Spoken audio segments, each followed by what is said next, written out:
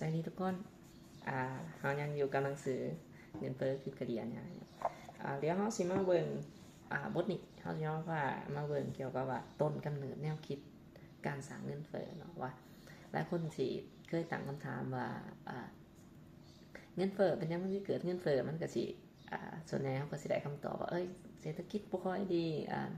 เงินเฟ้อมันเกิดจากการส่งออกการนำเข้าอย่างต่างๆบลาไปเนาะแต่แต่แต่ปัญหาแท้ๆมันเดี๋ยวเราจะเบิ่งเนาะว่าเงินเฟ้อมันเกิดขึ้นได้จังไดเนาะโอเคในบทนี้อาจจะบ่ยาวปานใดเนาะสิอ่านแต่หัวข้อที่หลักๆให้ฟังต้นกำเนิดแนวคิดการสร้างเงินเฟ้อประธานาธิบดีริชาร์ดนิกสันของอเมริกาเคยกล่าวเอาไว้ว่า we are all Keynesian พวกเราทุกคนคือชาว Keynesian ประโยคนี้หมายความว่าอย่างไรก่อนจะตอบไล่พี่ชิดก็อยากจะบอกให้พวกเราเห็นตรงกันว่าโดยหลักๆแล้วแนวคิดทางเศรษฐศาสตร์ในโลกของเราจะมี2ค่ายใหญ่ๆที่แยกกันเป็น2ความเชื่อแตกต่างกันโดยสิ้นเชิงดังนั้นนั่นก็คือแนวคิดเศรษฐศาสตร์สำนักเคนเซียมเนาะบ่ฮู้ว่าภายในเรียนเศรษฐศาสตร์เนาะว่าสำนักเคนเซียมนี่ยังอยู่ในหลักสูตรอยู่เนาะก็คืออันนี้แม่นแนวคิดที่1แม่นแนวคิดแบบเคนเซียมเนาะเคนเซียมคือสื่อผู้คิดคนทฤษฎีนี้ขึ้นมาซึ่งเป็นรูปแบบเศรษฐศาสตร์ที่ทุกประเทศใช้ในปัจจุบันนี้เศรษฐศาสตร์เคนเซียมมีแนวเชื่อว่ารัฐบาลจะต้องทำการบริหารจัดการแทรกแซงและอุ้มชูเศรษฐกิจนักเศรษฐศาสตร์สำนักเคนเซียมต่างก็บอกว่ารัฐบาลเข้าไปมีบทบาทในการฟื้นฟูทางเศรษฐกิจ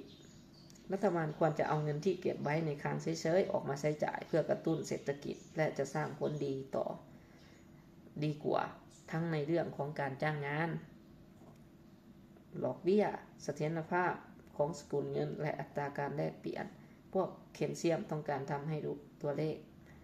GDP หรือว่า Core Domestic Product พุ่งสูงขึ้นพวกเขาต้องการทำให้ประชาชนเลิกเก็บออมและเอาเงินออมมาใช้จ่ายให้มากที่สุดพวกเขาต้องการให้ราคาทุกสิ่งทุกอย่างมันสูงขึ้นเรื่อยๆเป็น all time high พวกเขาอยากให้ GDP เป็นตัวเลขที่ number goes up forever เป็นตัวเลขที่พุ่งทะยานแบบไม่มีที่สิ้นสุดแนวคิดแบบนี้จึงเป็นที่มาของคำว่าเงินเฟ้ออ่อนๆเท่านั้นที่จะดี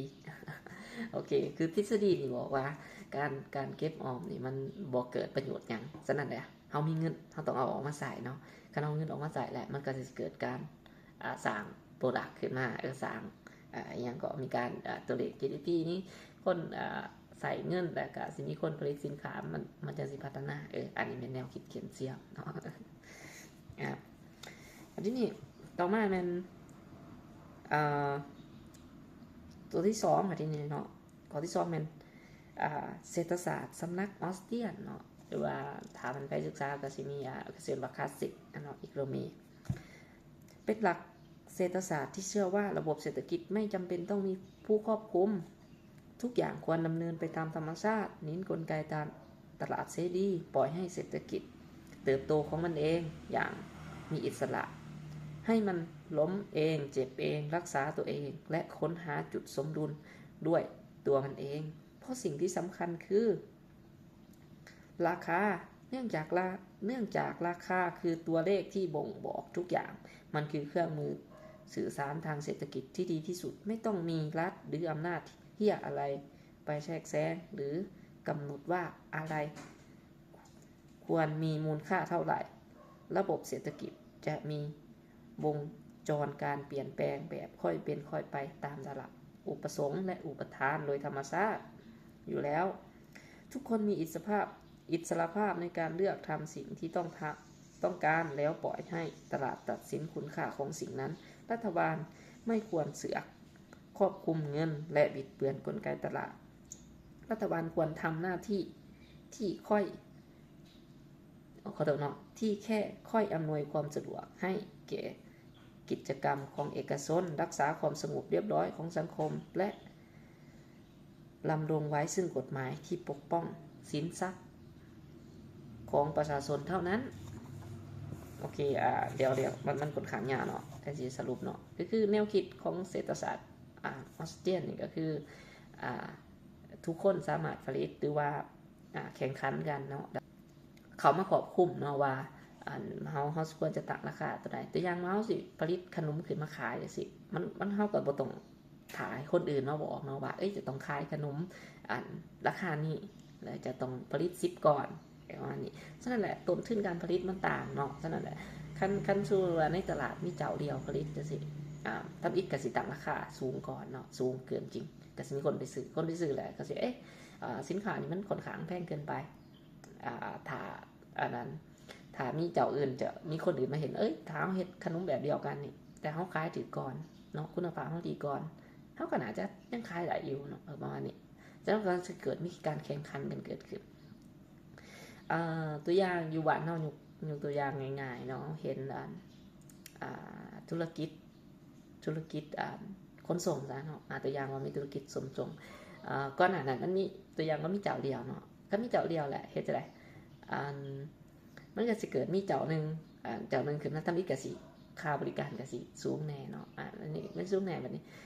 ในเมื่อเจ้าที่อันนั้นคนที่2สิเข้ามาแข่งก็เบิ่งว่าอันนั้นค่าบริการมันยังแพงอยู่เนาะแต่ถ้าเฮาเฮ็ดธุรกิจแบบเดียวกันขึ้นมาแข่ง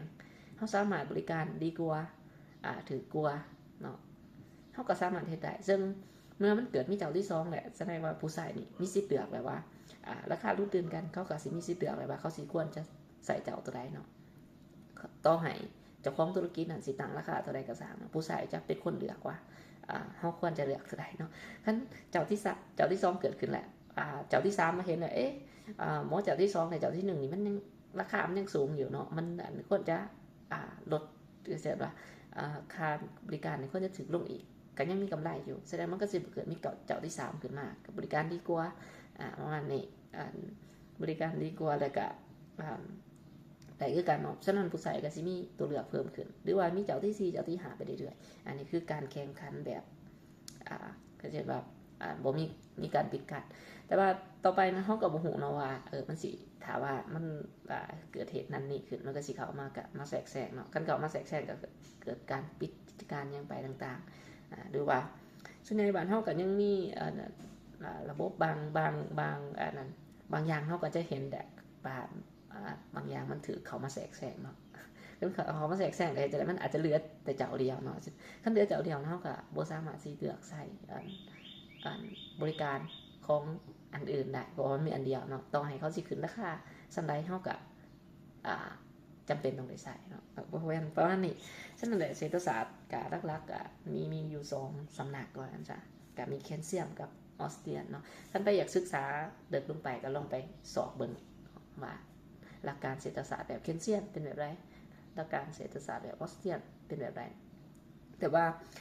หัวใจเราของเศรษฐศาสตร์นี่โมเมนต์เรื่องไกลโตเนาะก็ต้องศึกษาไป ก็ต้องเอาลงแล้วมันสิเสียงขอแหบลงเศรษฐศาสตร์ก็คือเฮ็ดจังได๋ก็ได้เนาะให้ผู้บริโภคหรือว่าตัวเฮาเองเนาะมีชีวิตที่สะดวกขึ้นเนาะมีเครื่องมืออำนวยความสะดวกขึ้นหลุดพ้นจากความทุกข์จนว่าซะหรือว่าเฮามีอันนั้นทรัพย์มี